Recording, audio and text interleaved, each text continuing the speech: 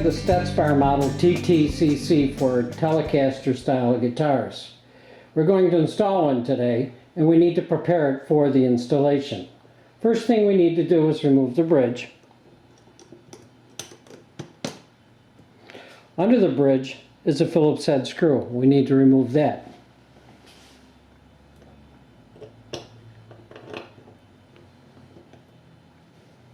Next, let's remove the bridge plate by lifting it up and unhooking the springs from the spring perch and set it aside. Underneath are two wafer bearings. We can easily remove those, set them aside. Here's where we see the mounting holes.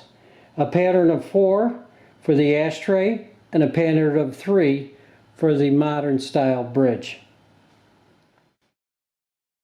Here we have a guitar prepared for installation. Strings have been removed, the saddles were adjusted forward so we can access the 4 mounting screws of the bridge plate.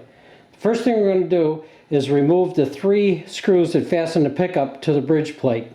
And then we're going to remove the 4 mounting screws and remove the bridge plate.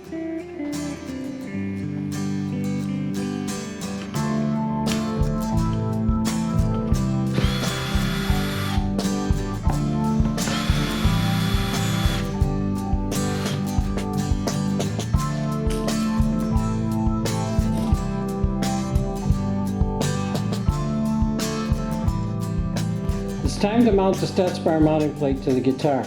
I prepared it by putting a piece of electrical tape in this area to protect any contact that the leads from the pickup may encounter.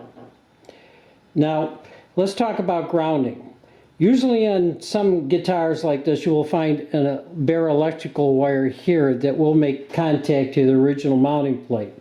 And that was the way the ground was made. In this particular guitar, the ground is made mechanically through the fastening screw of the pickup, through this metal plate into the frame of the pickup and making the ground that way. So let's go ahead and install it.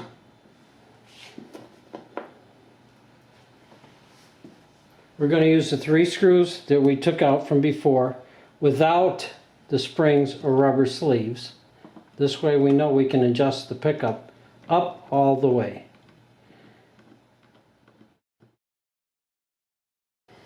Now we're going to fasten the Stetsbar plate with the screws that were supplied.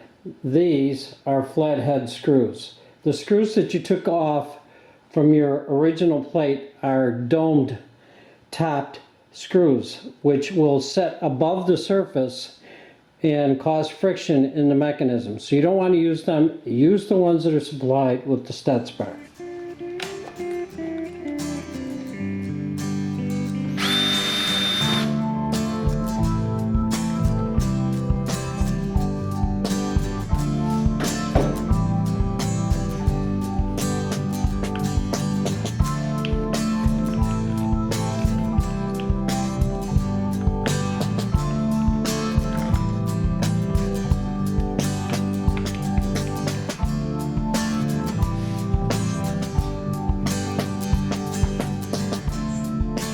Okay, now it's time to assemble the Stetsbar.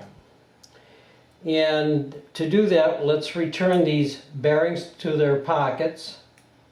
And let's get them on center and make sure they set in a pocket. Now, as we took it off, we want the springs to catch the spring perch on the tension bar. And as we bring it down, this unit here that moves is called the swing link. There's 2 pins. They have to drop into the 2 slots of the black locator block as we bring it down. Like that. Let's return the Phillips head screw.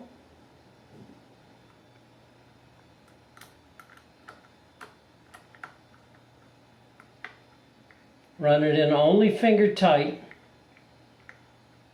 till it stops. Back it out 1 turn.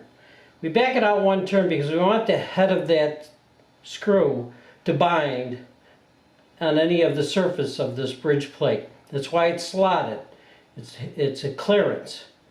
If there is any touching or contact between the head of the screw and the bridge plate as it moves, it will affect the stability of the unit.